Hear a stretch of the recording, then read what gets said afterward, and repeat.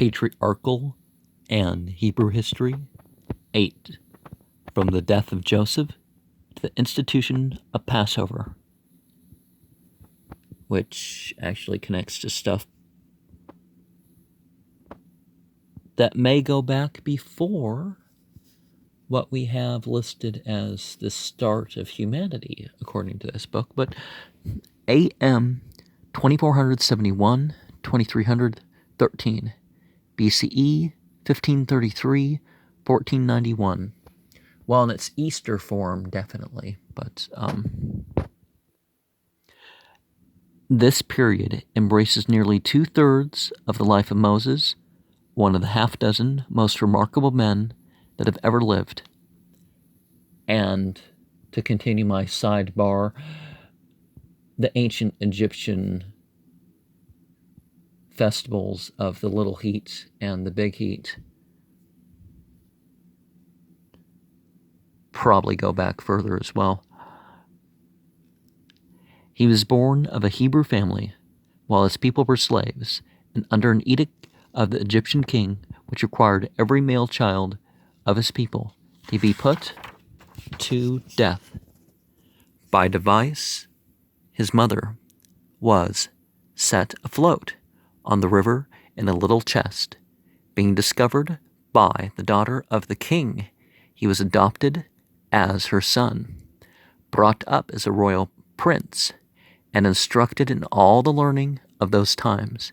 His education, combined with extraordinary natural capabilities, made him a person of great power, skill, and executive ability.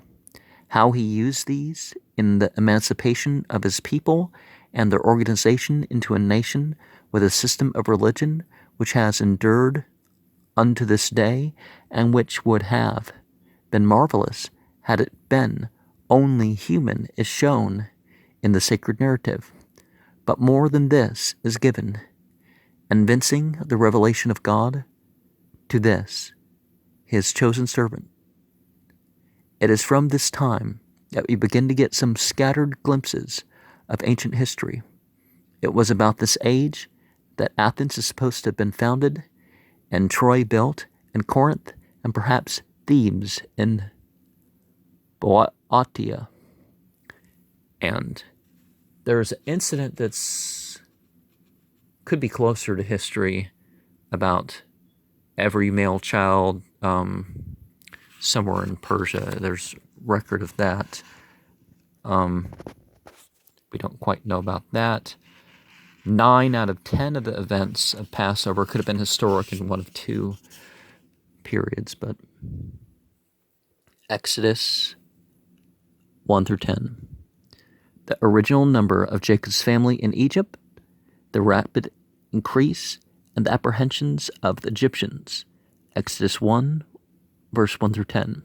The enslavement of the Israelites, attempt of the Egyptians to prevent their increase by slaying their male children. 11 through 22.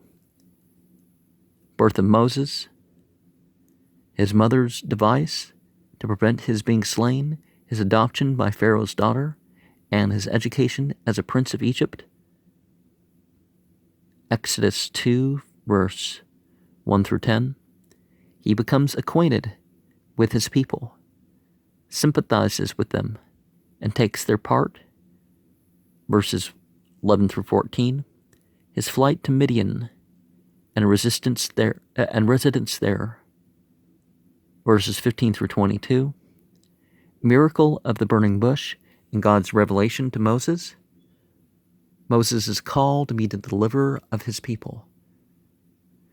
Genesis 3, verse 1 through 22. Moses' hesitancy and God's encouragement of him. Aaron, his brother, appointed to help him. Genesis 4, 1 through 17. Moses' departure from Midian, his meeting with Aaron, and their announcement to the Israelites. Verse 18 through 31. Message to Pharaoh and his defiant tone. Exodus 4, verse 2 through 4. The consequent persecution of the people and the increase of their burdens. Their discontent, verse 5 through 23. God confirms his promise of deliverance and then sends Moses again to Pharaoh. Exodus 6. Moses and Aaron before Pharaoh turned their miracles in his presence. Exodus 7, verse 1 through 14. The first plague, the water turned to blood. 15 through 28. The second plague, its effect upon Pharaoh, its removal, and the hardening of his heart. Exodus 8, 1 through 15. Third and fourth plague, Pharaoh's promise to let them go and the violation of it. Verses 16 through 32. The fifth plague, 9, 1 through 7. The sixth plague, verse 8 through 12.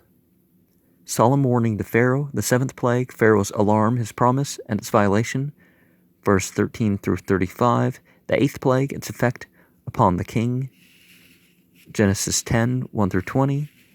The ninth plague and the wrath of Pharaoh. 29, 1 through, verse 21 through 29 of chapter 10.